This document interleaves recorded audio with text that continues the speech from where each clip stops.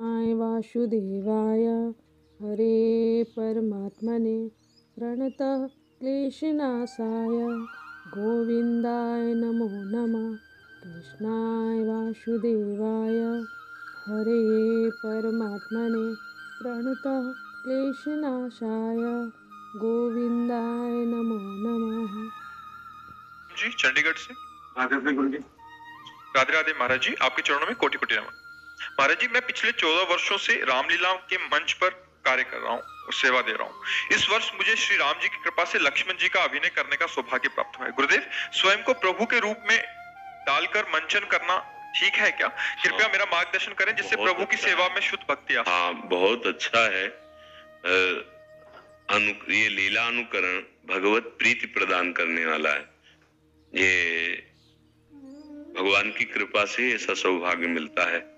जैसे गोपी जनों के मध्य से जब श्री लालजू महाराज ठाकुर जी महाराज अंतर्धान हुए तो गोपी जनों ने लीला अनुकरण का ही रास्ता चुना भगवान की पुनः दर्शन का।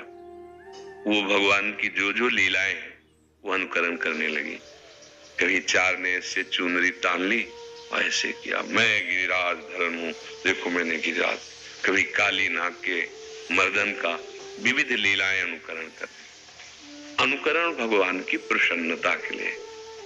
हम लीला अनुकरण कर रहे हैं पर हैं प्रभु के दास। अपने स्वामी को प्राप्त करने के लिए लीला अनुकरण, लीला गायन, नाम कीर्तन, नाम जप, ये बहुत बड़े साधन है। महाप्रभु चैतन्य देव लीला अनुकरण की। हमारे ब्रजमंडल में तो लीला अनुकरण ही रास में प्रवेश कराता है। अगर लीला अनुकरण का चिंतन करें, लीला अनुकरण तो रास बड़ा सिद्ध विषय होता है। अगर हम वास्तविक भाव से युक्त हो जाएं तो आवेश हो जाता है। एक बार नारायण स्वामी जी थे तो उनके मित्र आए एक जज। नारायण स्वामी बहुत ग्रेजुएट पढ़े लिखे महात्मा थे और बहुत ही भगवान के अनन्य भक्त थे। वो रास में जाया करते थे, रास दर्शन करने। तो उनके जो मित्र आए उन्होंने कहा, क्या तुम इतने पढ़े लिखे होकर छोरों का नाच देखते हो? छोटे छोटे बच्चे ने प्रियालाल बनकर। उनका नहीं, आप ये अपना ज्ञान अपने अंदर रखिए, आप ऐसा मत बोलिए। तो उनका नहीं, पढ़े लिखे थे ना जज, उनका नहीं, आप विद्वान हो, आप बुद्धिमान हो, आप एक कैसे स्वीकार करते हैं कि वो बालक नाच रहे हो, आप बैठकर देख रहे हो एक सन्यासी होकर? उनका बालक नहीं, साक्षात भगवान है। तो उनका हमें आप ये अनुभव कराओ कि भगवान है। तो हम पढ़े लिखे लोग बुद्धि की कसौटी में कसते हैं। आओ रास लीला में आज चलें। बोले ऐसे नहीं, आज हम लेट चलेंगे। और वो पान की बीड़ी लगा के ठाकुर जी को ले जाते थे और हम पीछे बैठेंगे। जज ने कहा, और आपकी आंखों में पर्दा करेंगे क्योंकि आपको परिचय ठाकुर से। आप और वो अगर आ करके और फिर आपके पास से पान ले जाएं और पाले, मैं जानूंगा कि वो भगवान है का पक्का। नारायण स्वामी को विश्वास था कि मेरे भगवान का आवेश, जो ही मोर मुकुट धारण करते भगवान का आवेश। वो सबसे पीछे बैठे लेट आए। ठाकुर जी तब तक पर्दा नहीं खोलने दिया। तो ये रासाचार्य जी सोच रहे थे किसी भक्ति के साथ कोई लीला है, आज पर्दा नहीं खोलने दे रहे ठाकुर जी। और जहां नारायण स्वामी आके बैठे से पर्दा खोला और वहां से उछलते हुए बालवत खेलते हुए आए और नारायण स्वामी की आंख का ऐसे वो कपड़ा हटाया, अका दे पान की बीड़ी, परीक्षा लेना चाहता है मेरी। पान की बीड़ी ले चले। और वो जो जज थे उन्होंने कहा, मेरे से तो अपराध बन गया, मैं तो ऐसा। दूसरे दिन फिर गए। उनका मतलब पढ़े लिखे लोगों का विश्वास कर, एक बार फिर मैं देखना चाहता हूँ। बोले क्या देखना है? बोले कल अमुक रंग की पोशाक थी, अगर ठाकुर जी आज मेरे रंग की पोशाक पहने तो मैं जान जाऊंगा कि हाँ सर्वज्ञ भगवान का आवेश होता है। उस दिन दूसरे रंग की पोशाक रासाचार्य जी ने प्रिया प्रीतम को धारण करवाई थी। मंच पे आ चुके थे, पर्दा लगा हुआ था। ठाकुर जी उठे और भाग के श्रृंगार गृह में गए। वो बोले इस रंग की पोशाक पहनाओ तब हम आज नृत्य करेंगे। जो वहां सोचा था वही पोशाक धारण करके जब आए और पर्दा खुला, देखकर आश्चर्यचकित। ये भगवत आवेश होता है। जैसे लक्ष्मण जी के रूप में आप हैं, उस समय लखन लाल की भाना, शेषावतार, अनंत महिमा, अनंत सामर्थ्यशाली भगवान, ये लक्ष्मण जी के रूप में है जो पूरे ब्रह्मांड को सरसों के दाने के समान रखते हैं। अगर अंदर से भाव में हो तो आपको भूल जाओगे कि आप कोई मनुष्य हो। आप भूल जाओगे उस समय कि आप कोई व्यक्ति हो। आपके अंदर वही आवेश छा जाएगा लखनलाल का, वही आवेश। सच्चा अनुकरण तब होता है जब हम अपने आप को भूल जाते हैं और जब हमें समाज को रिझाने वाला प्रदर्शन होता है। ये लीला अनुकरण नहीं होता, वो नाटक होता है। लीला अनुकरण मतलब उसी आवेश में युक्त हो जाना। आवेश, जिस हम लीला अनुकरण कर रहे हैं, पहले जिनकी लीला अनुकरण कर रहे हैं उनमें तन्मय हो गए और आवेश आ गया।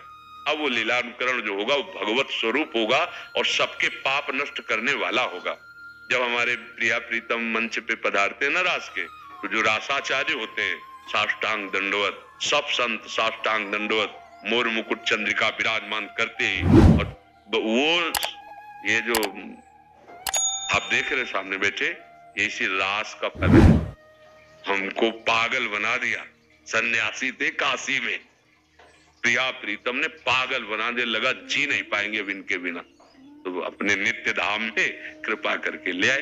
तो लीला अनुकरण, हाँ, अब जैसे कोई नशा करके लीला अनुकरण करना, लोक रिझावे के लिए करना, ये सब एक अलग बात हो गई। आराध्य देव के लिए पवित्र पवित्र लीला अनुकरण यही भगवत प्राप्ति करा देगा। चित्रकूट में लीला अनुकरण हो रहा था, श्री राम जी का वनवास। एक नवयुवक 18 वर्ष की अवस्था थी, वो देख रहे थे दशरथ जी का जो विलाप राम जी के प्रति और राम जी का वनगमन। बस पढ़ाई में क्या उनका जीवन, बस भाग पड़े वहां से। जब मेरे राम जी का वनवास हो गया तो मेरे जीवन का क्या। बहुत बड़े महापुरुष स्वामी अनंगोदास स्वामी जी, वो बस गंगा के किनारा पकड़ लिया। स्वामी शंकरानंद जी ने उनको ये संस्कार दिए सन्यास के। वहां आए और कहा, स्वामी जी मेरे राम जी का वनवास हो गया। रो रहे थे, अब मैं घर नहीं लौटूंगा। अब जब हमारे भगवान का वनवास हो गया तो मेरी लीला अनुकरण ऐसी पवित्र भावना से उनके हृदय में इतना प्रभाव पड़ा। तुम क्या चाहते हो? बोले सन्यास। बोले 18 वर्ष में सन्यास नहीं, सन्यास के लिए 30-35 वर्ष के। बोले स्वामी जी एक बार वचन देता हूं, एक बार मुझे सन्यास दे दीजिए, जीवन में कभी शिकायत नहीं मिलेगी। तो सन्यास की पद्धति होती है, दिगंबर किया जाता है, नंग धड़ंग करके गंगा में खड़े करके वो भागवती। फिर उन्होंने जीवन में वस्त्र नहीं धारण किया, एक बार वस्त्र उतरा दिए। अब नहीं, उनका लोक व्यवहार। अब लोक व्यवहार कहाँ? भगवान जब वनवास के लिए गए तो अब लोक व्यवहार कहाँ? जीवन गंगा की रेती में रहे, कभी किसी छत के नीचे नहीं रहे और दिगंबर रहे। तो स्वामी धर्म सम्राट करपात्री जी आदि जाते थे, साष्टांग दंडवत करते। ब्रह्मबोध संपन्न महापुरुष। लीला अनुकरण का प्रभाव पड़ता है। सामने वाला अगर प्रभावित होकर भक्त ना हो जाए तो लीला अनुकरण क्या। पर ऐसी त्रुटियां अब होने लगी हैं कि व्यसन करके लोक रिझावे के लिए, तो वो लीला अनुकरण बंदनीय नहीं माना जाएगा। अब जैसे हमारे प्रिया प्रीतम का लीला अनुकरण है, बस 12, 13, 14, इससे बड़ी अवस्था नहीं होनी चाहिए।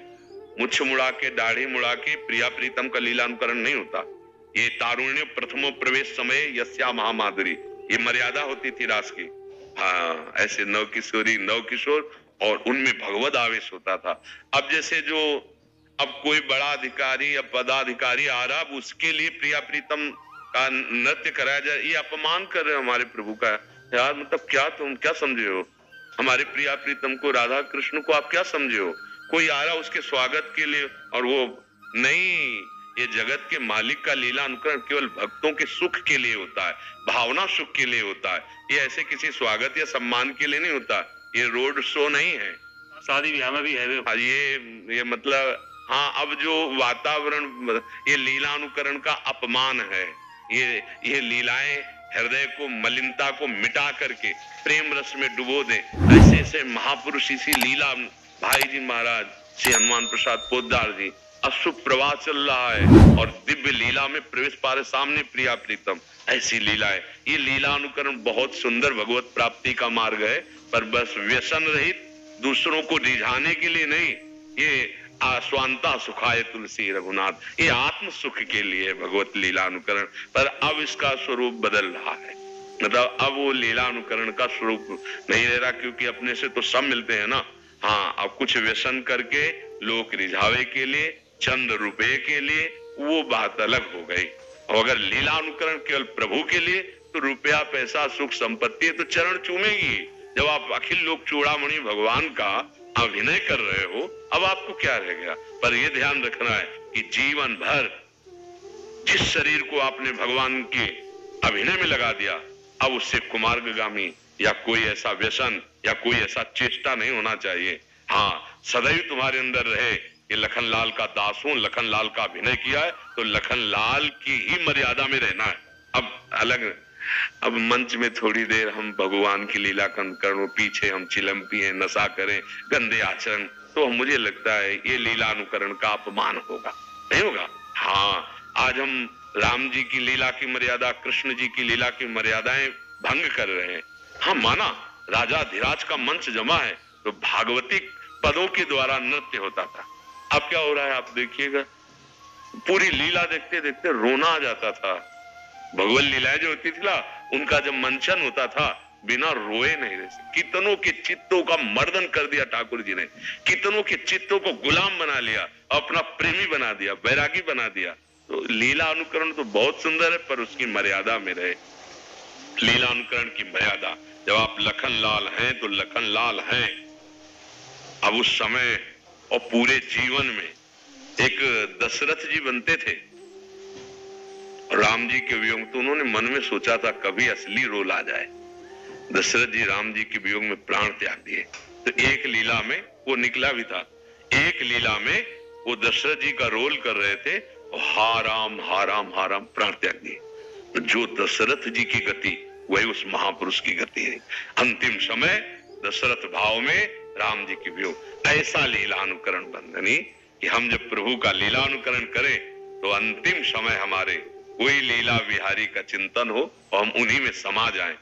ये रूप जो बनाया जाता है ये भी सारूप्य मोक्ष को प्रदान करता है। एक भागवत में कथा है पौंड्रक वासुदेव की, वो बनावटी तो बुझाए लगा ली और ऐसे चक्र धारण कर लिया, और 4 राजा लोग उसको कहने लगे कि तुम तो भगवान के अवतार वासुदेव हो, और असली वासुदेव जो द्वारिका में है वो नकली है।